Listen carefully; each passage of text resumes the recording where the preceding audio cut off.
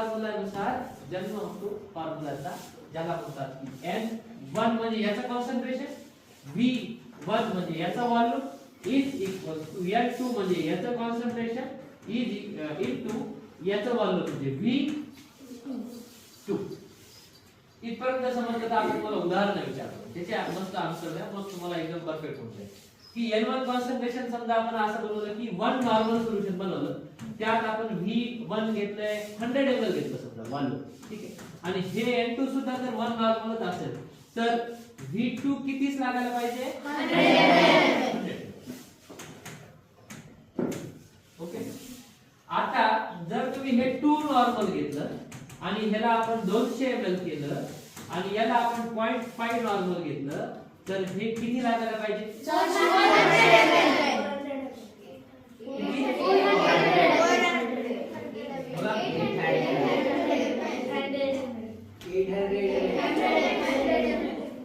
400 कोण म्हणते? 800 कोण म्हणते? कोण सगळ्यांचे हात वर आहेत का? हा. तर इथं काय आता लॉजिक लावणार तुम्ही? 2 नॉर्मल घेतले, इथं तुम्ही किती नॉर्मल घेतले?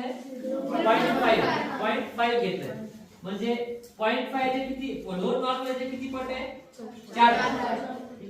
मग 200 चे किती पट घ्यायचे तुम्हाला? 4. म्हणजे किती ml? 800.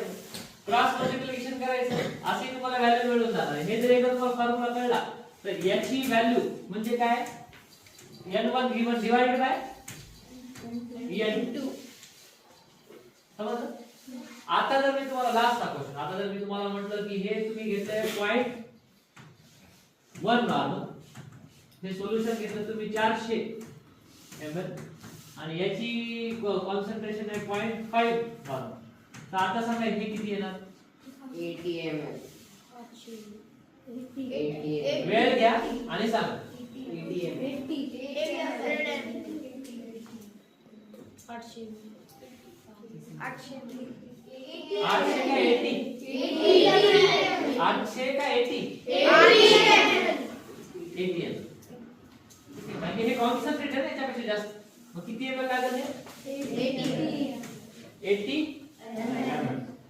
हे जर तुम्हाला कळलं तर तुमचं कॅल्क्युलेशन एक्सपर्ट कंप्लीट. मग कशाची पण गरज आहे का? नाही. समजलं आता?